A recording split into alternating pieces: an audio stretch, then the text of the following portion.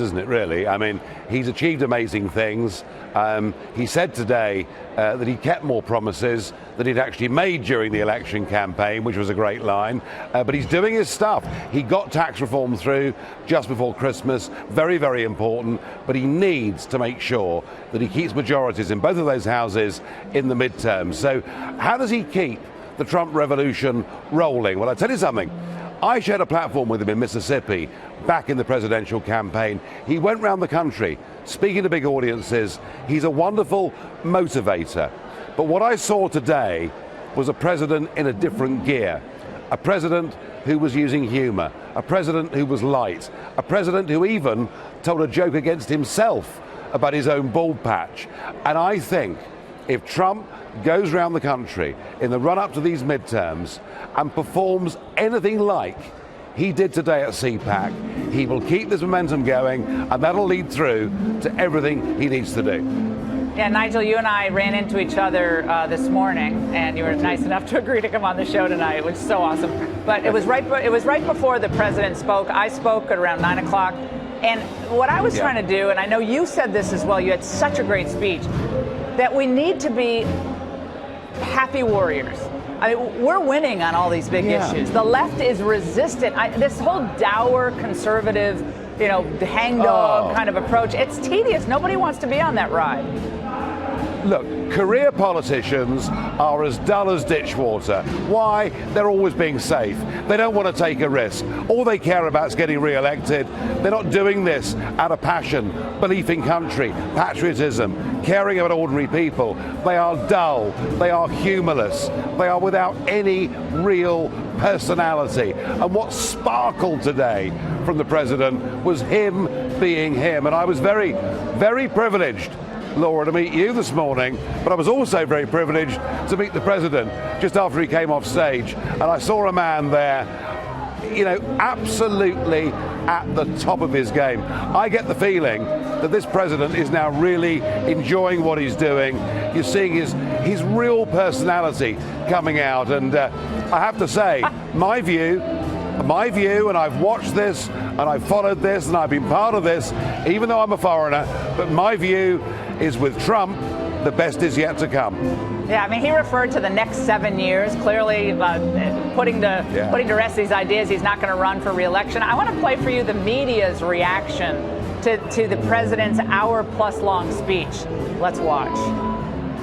This morning at CPAC, he covered at least 31 different topics in an hour and 15-minute speech, but it took almost 40 minutes before the president began his conversation on the Parkland school shooting. President Trump made time in his CPAC speech today to address his bald spot, yet nothing on Russian election meddling. Both at CPAC and at his news conference, he conveniently avoided talk of his new tougher position on guns. Nigel, I mean, the president was self-deprecating, which the media had complained he never was. I howled. We were watching it in our hotel room. We were all screaming. My producers, we were just screaming. It was so funny, and it lightened the mood. But they literally can never say anything positive. It doesn't matter what he does. Even if he pushes some gun control measures, they say it's not enough. It's unbelievable.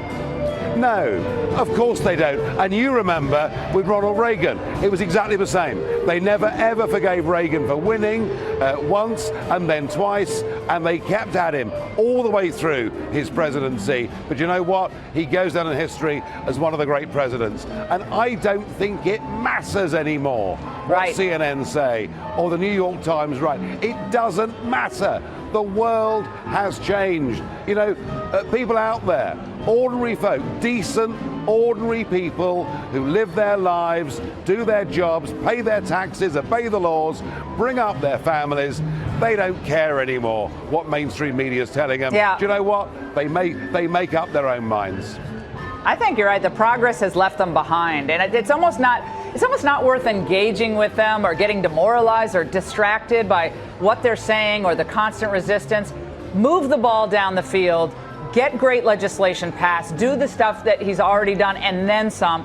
I want to show a poll on screen. U.S. satisfaction with world standing hits 13-year high.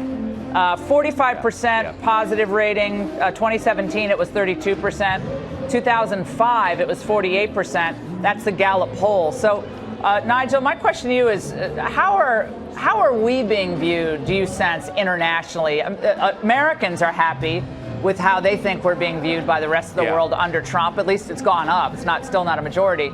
But that's good news considering where they predicted he was going to take us. Well, let's be fair. Obama was a disaster. America's standing in the world went down considerably during the 8-year period. And everyone said that Trump on the world stage would be an embarrassment. He'd be a dummy. He wouldn't know how to behave. And you know what?